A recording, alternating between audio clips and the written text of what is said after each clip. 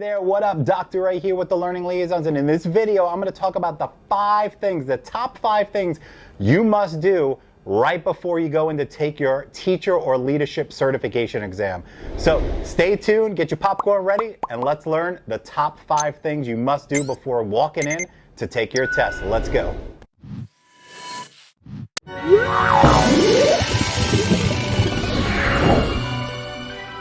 right, well, let's rock and roll.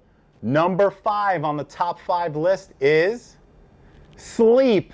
I know that might sound silly, but sleep is of the essence. Your brain and your body need to rest. So if you're someone like myself who rarely gets any sleep, you need to give yourself anywhere between 7 and 8 solid, uninterrupted hours of sleep. I don't care if your test is at 9 o'clock in the morning or 1 o'clock in the afternoon or 8 o'clock at night, wherever you are in the United States.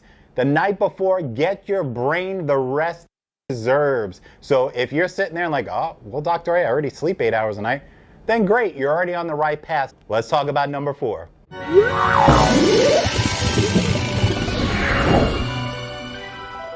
So number 4 is don't stay up studying. I know you might be thinking, Dr. A, you just said to get 8 hours of sleep.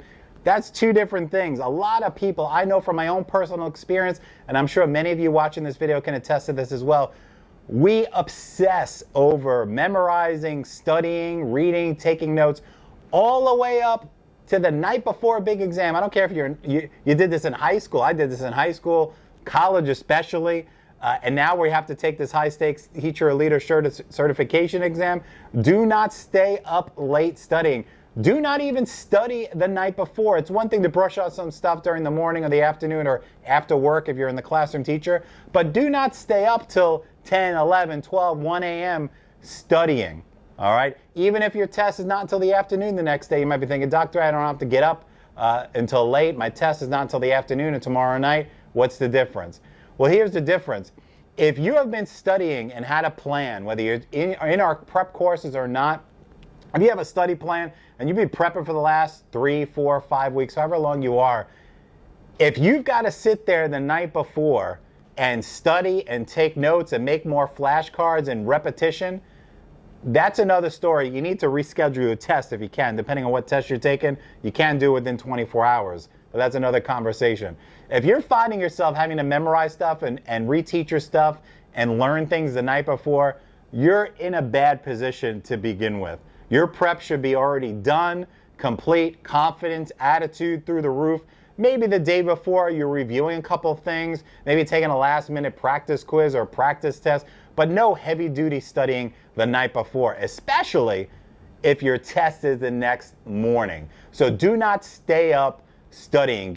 I know this piggybacks off of number 5, but you got to get yourself sleep in number 5. Number 4, don't stay up studying the night before exam. Trust me, it's going to add additional anxiety and stress to an already stressful situation. So if you're not ready to go the night before, you need to do your best to reschedule that exam.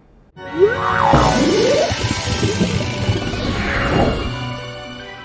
right, number 3 on our top 5 list of what a teacher or leader needs to do the day before or getting ready for your certification exam.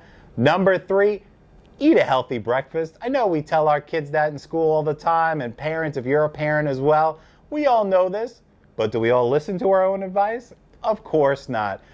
Running through the drive-thru at McDonald's or Chick-fil-A on your way to the testing center, no bueno, ladies and gentlemen. If that's your routine, make yourself a breakfast at home or go somewhere. If you're with your friends or by yourself or whatever, sit down at a table, relax. Have some juice, have some coffee if you need that caffeine. Eat a good breakfast. Don't eat a protein bar or a cereal bar on the way, running into 7-Eleven to grab some coffee or a Monster or a Red Bull. I know some of you guys are laughing because I know you do that. You got to give yourself some breathing room. This all builds off of each other. The whole not studying late at night, getting the 8 hours of sleep, 7, 8 hours of sleep before, the same thing. Eat a healthy breakfast. If you're putting yourself in rush mode or you're going through the motions and you're going through a drive-thru or running in or not even eating if you're taking a test in the morning, right? That is not a good plan for success. Even if your test is not until the afternoon or the evening, still Get up, make yourself a healthy breakfast at home, or go somewhere and sit down, but don't get in rush mode. That's the last thing you want to do. So that is number 3 on our top 5. Sounds simple, but a lot of people don't do it. That's because you got to plan and make sure you have enough time to get these things done.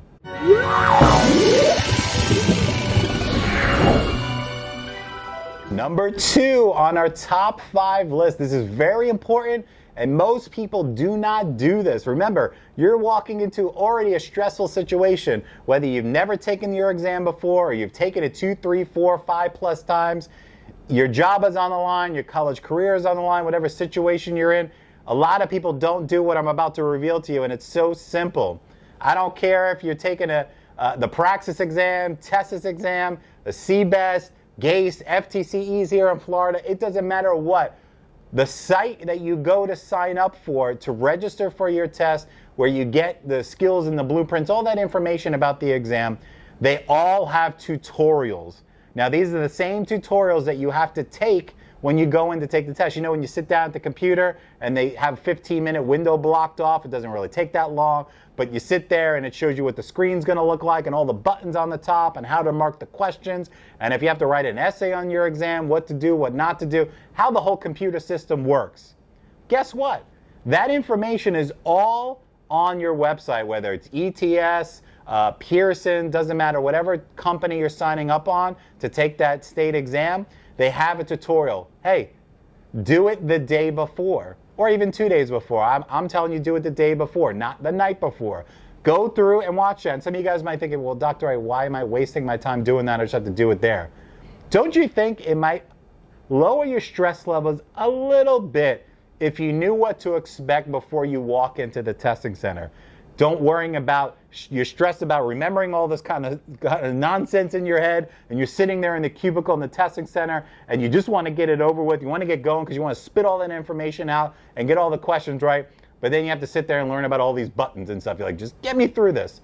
You still have to do it when you go there, but educate yourself ahead of time. Just sit there and think about that for a second, right? Think about your college exams or high school exams. I know most of them are multiple choice, pretty straightforward. But if you knew what to expect before you walked in the door, wouldn't that alleviate some stress? Yeah, you still have to perform well and pass the test, but think about that. So whether it's essay, multiple choice, whatever test you're taking, certification exam, go watch the tutorial the day before to get yourself acquainted with the buttons and the functions. And like I said, yeah, you're gonna have to do it when you go there also, but just educate yourself, especially if you've never taken these exams before. Some of you guys are career changers out there. Last time you took a test, it wasn't on the computer, maybe it was handwritten. Well, these are all on the computer. So, and they're not really the best technology. You guys are probably laughing right now when I said that. You know what I'm talking about with the buttons. It looks very archaic, and it's just, why would we're in 2020. Why does this not look fancier and easier to do? Well, I'm not the testing company, right? Wish I could make those decisions. But you get the point. Learn your opponent before you get in the door. Watch those tutorials.